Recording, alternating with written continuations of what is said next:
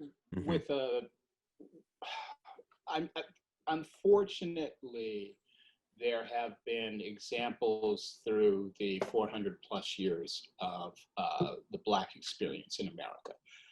The one that stands out for me is Tulsa, Oklahoma, where white people in 1921, I think, rioted against the entire Black community and burnt it to the ground. Right. Don't forget, Black folk are only less than 13% of the population of America. There is no way that the Black population will survive a determined effort by white nationalists. There's no way the Black community is going to rise against that successfully. So on the completely negative side, we revert back to Tulsa. On a more positive side, really, it gets buried. But I'm not all that hopeful, although there's been so much change, it's really hard to figure out, almost impossible to figure out where this is going. I mean, I've never been one of those, oh, America's going to a race war. I'm always like, race war. It's like, Black people are like, what, 8, 10%, 13% of the population? There's no race war. There's just crushing people.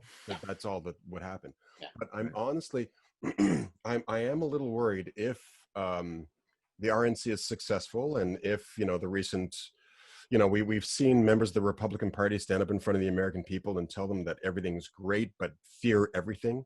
Everything's fantastic. Everything Donald Trump does is amazing, and you should be afraid of everything that's happening in America right now.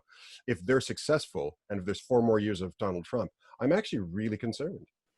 I think that there's going to be just constant riots and a constant escalation of racial violence. And we are no better. Yeah. As Canadians, we are no better. Again, we tend to take on a more mild flavor of whatever goes on in the U.S. But we are seeing, like, even just recently, Doug Ford throwing $25 million out there to pay for 200 new police officers. Right. We can't get schools open. We can't protect our doctors and nurses that are on the front line, but we can somehow scrabble together from money that we found in the couch cushions enough to send out 200 more cops who are part of the problem. Yeah. And you know what, Bobby, you sent an article about privatizing the police, which I thought was interesting because I've seen this before. I've seen this argument before, and I've actually really seriously looked at it because the argument basically is if you privatize the police, then you just have a number of private institutions that will just offer better policing. And one of those institutions could say, we will be the police officers that are not racist. We will organize. There could be like a Black-owned privatized police force. Well, that's what I thought was interesting about it, right? Is that essentially you have the Black community as the boss of the police, right? Yeah. Which, I mean, imagine, that feels like to be a white race. Terrified. That, exactly. You should be scared, Todd. But maybe that's the solution, right? It's like because it really, what an interesting metaphor, right? But like literally that's your boss, right? Like you're accountable to the community in a very direct way. I used to think that, but then you look at government spending.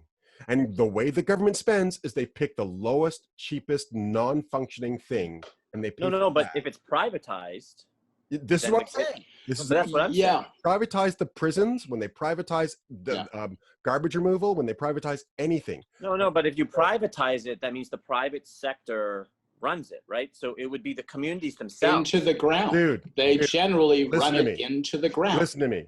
They let the private sector run it, yes. But what they do is they put out a call and they say, okay, so give us these offers. And then there'll be the most expensive one that will actually work properly and will do the job that's needed. And then there'll be the least expensive one. And that's the one they choose. If anything, it's removing the government entirely. So what I'm advocating for is actually you get the Black communities who basically have the greatest need for the police, quite frankly, to have non-racist cops policing them, because essentially they're their bosses. Like I don't understand this point at all. When if you're talking about complete, you're not talking about the triple Ps. right? You're not talking about private public partnerships, which is what I think Andrew's talking about. You're not going to get the government out. They will hire a private source to take care of the issue. And as far as government is concerned, when you look at what private companies they choose, it's always their buddies, and their buddies always grind it into the ground. If you're talking about purely private, what black community is going to be able to, like the black communities that are facing drug dealers and all kinds of the negative shit conservatives are always going on about? Sure. What community could afford a private company? Like, how are we going to fund that? Well, no, dude, that's not my point. It's an interesting conversation, though, right?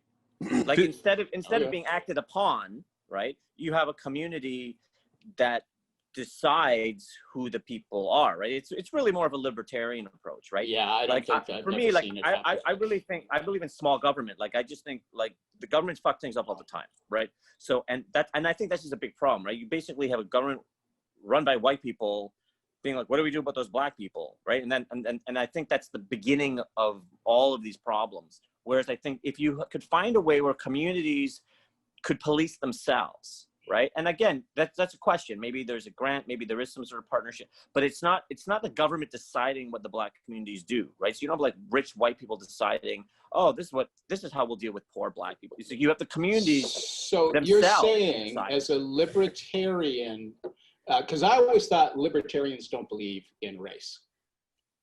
So libertarians are more like they just stay out of it. Like every person for themselves, personal freedom. Yeah, there's no race involved as far as libertarian philosophy is concerned. I think it's irrelevant to this conversation. I just think that you have the communities themselves, and that could be Latino communities, that could be whatever the communities are. But instead of having this sort of larger structure where you're policed by Donald Trump and his minions, right? It's like you're deciding who the police are. Here's the thing. I agree, Bobby. I totally agree. It could work if human beings weren't human beings, because what would happen is like our premier would say, oh, that's a great idea. Privatize the police. I'll give it to my buddy. Here you go, buddy. You own the police now in Toronto because you gave the lowest bid, which means the government is spending less and we're out of your hair. And what do you know? My buddy, he actually is a member of the KKK. So he creates the most racist police force, even more racist than the one we have. And so now, instead of the dream of a privatized police force that actually is based on, oh, we're just going to do a really good job. We're a private organization. We're going to do a really good job. It's, oh, no, I'm just going to give the job to my buddy and he's going to get like teenagers out of high school.